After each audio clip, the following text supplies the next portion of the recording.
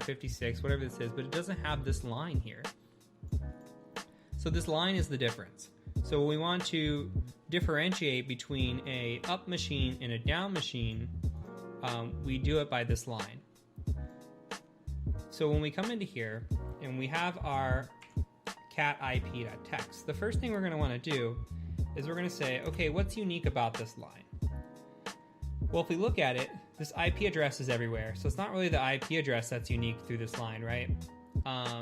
Maybe the sequence here, this ICMP might be unique, okay. There's some other things that are unique that we can kind of grep off of. What we're going to do is we're going to grep, and we're just going to build off of this script. One of the things in here that is greppable is this 64 bytes right here. Yeah, Davey, that would have freaked me out if they came back with something, because I should not be attached to any network. So if we grep on the 64 bytes, you can see now that from this whole IP.text, I just pulled out the 64 bytes. So this one line right here. Okay, I really want to narrow this down. All I want to get out of this is this IP address here. I'm trying to get this IP address so we know what IPs are talking back and what IPs aren't. This is the whole point of the ping sweep. So we've grepped. We've added a pipe and a grep just pulls out the line. We're going to add another pipe and do another command here. What we're going to do is we're going to do a cut. Now a cut, I'm going to type this out real quick, is going to take a delimiter, and the delimiter here is a space, and then it's going to pick a field of that space and cut that out.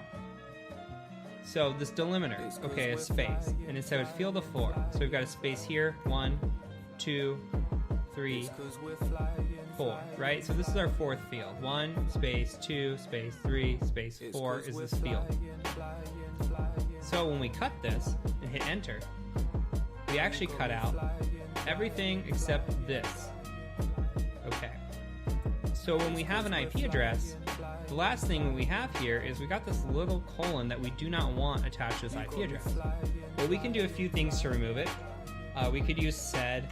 I actually like to use TR. So TR stands for translate. And all we have to do is say translate with another delimiter. We'll put the colon in, and then we'll hit enter. And it removes it. Okay, so now we have our IP address. So we've kind of built out the product that we need to send this into to a script and make it work. Okay, so now we're going to build our first script. I was going to build it in gedit, because I like to build in gedit, but apparently that's not going to work. Hey, thanks, Conroy. I appreciate the sub. Since it's not going to work, we're just going to use good old Nano. And we're going to call this ipsweep.sh.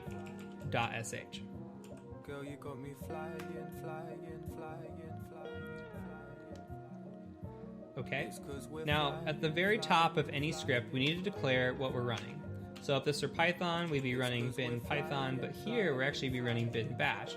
And we'll cover this more in depth next week when we start talking about Python. But for now, just know that at the top, we're going to be declaring the bin bash location and that we're running this in bash. This is going to be a shell script, hence the sh. You guys and LeafPad.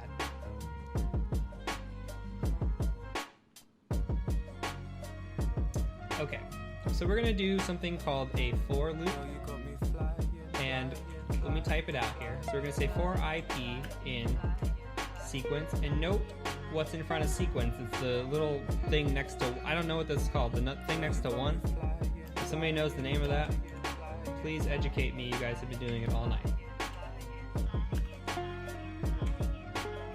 Backtick? It's not the tilde. The tilde is the shift version of that.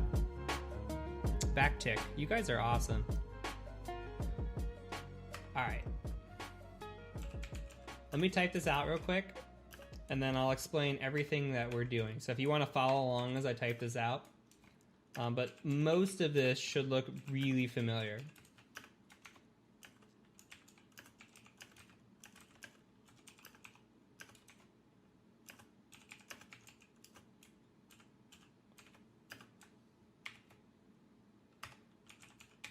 Okay. Teaching is aggregating $5,000 or more that may involve potential money laundering or violations of the BSA or that have no apparent lawful purpose. Suspicious activity monitoring and reporting processes are critical internal controls.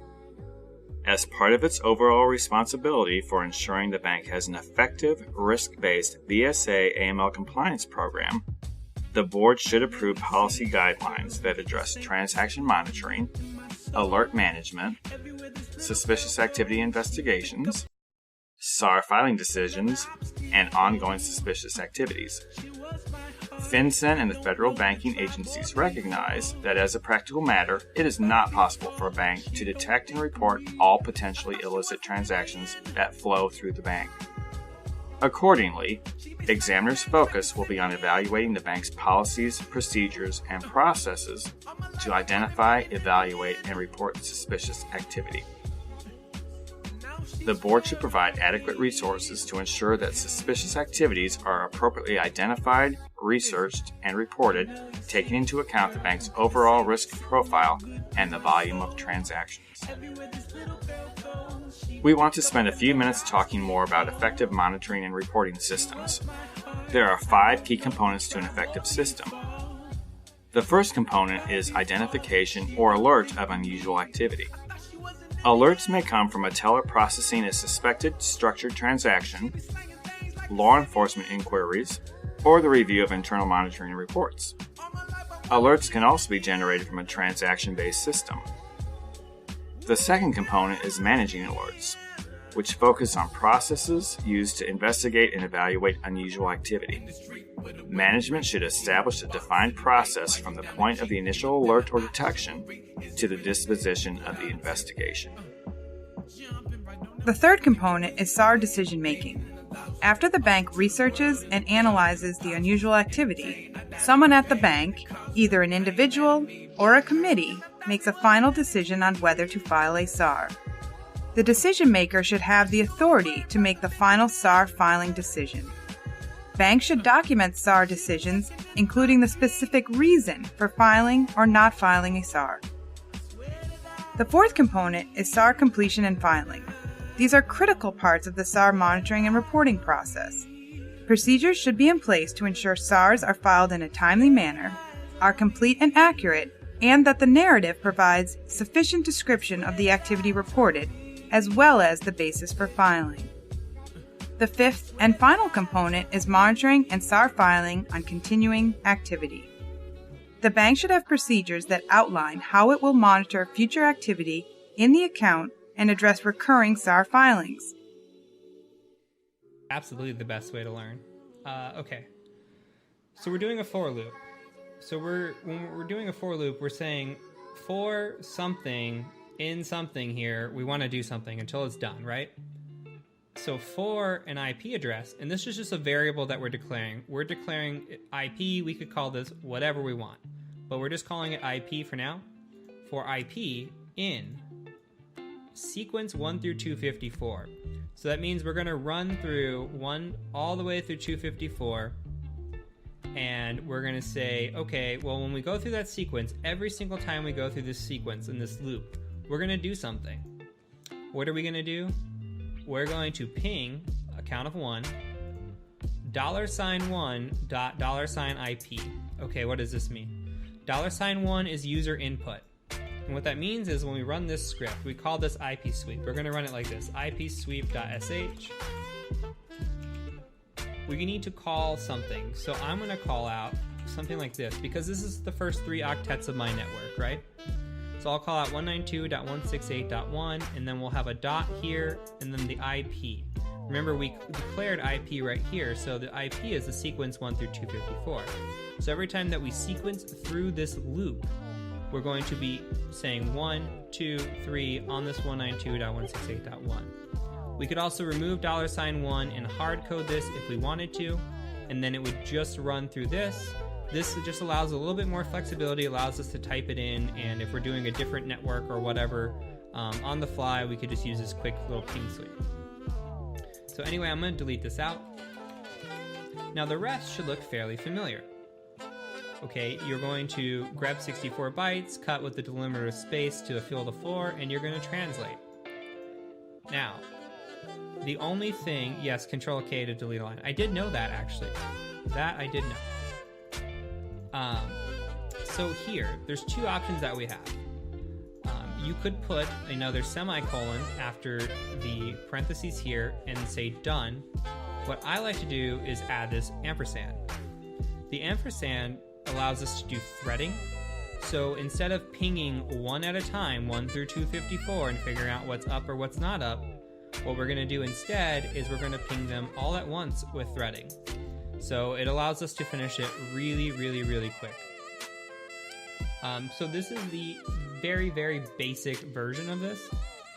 So let's go ahead and just hit Control X, say yes, enter. Now, if you guys remember from earlier, I said that change mode would come back to be important. Why? Because if I say IP sweep and I hit tab, tab, tab, tab, tab, I cannot autocomplete. Permission denied. We do not have execute permission on IP sweep. So we need to chmod +X, and then we'll say IP sweep, LSLA again, confirm, perfect. Okay, so now what we need to do is we need to enter in our first 3 octets, and then hit enter. Okay, so it returns those IP addresses, and it's still threading right now, so it's still going through.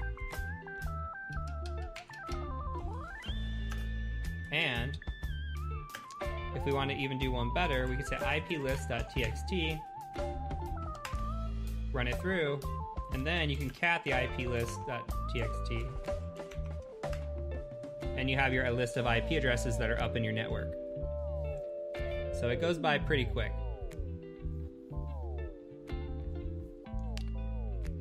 Now, we can improve this a tad bit.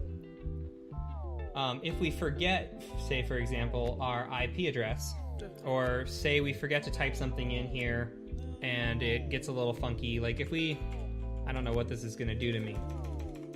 If I mess up or I just type in 1, okay, it's going to type 1000255, right? And it has no idea what's going on. So say we do that, we forget to type something in. This isn't going to be perfect by any means. All this is going to allow us to do is just add in some little bit of filtering. As you get better at coding and scripting or whatever, you'll learn how to edit these down and make these more protective against these measures. But let's go back into Nano. And I take no credit for this. I learned this. I've modified this just a tad. I think this came from Georgia Weidman a long time ago. So very, very straightforward, very good lesson to teach out. So what we're going to do is we're going to add an if-else statement. And we say if, and we're going to add a condition. The condition is if $1 is equal to blank, then what are we going to do? Well, we can say echo you for, I can't type guys, you forgot an IP address. We can also echo the syntax out. We can say syntax IP sweep .sh, and then you can give an example right here, right? Okay, but say we did provide something in $1, then we say else, go ahead and ping this, and then we'll say fi.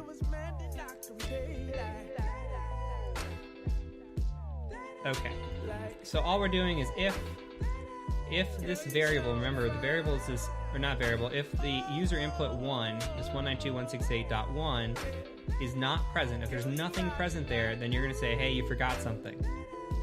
Else, you're going to go ahead and say, okay, let's go run through this, and then we're going to end the if statement with if backwards, which is fi. Now, obviously, we could get better at this because if we don't put in 3 octets or whatever, this program's not perfect. This is just a very basic ping sweeper. Not something that you would release to the public or anything like that, because it would break very easily. Anyway, we hit Control X on this. We hit yes to save. Now, if we try to run IP sweep and we forget to put input, apparently it still runs.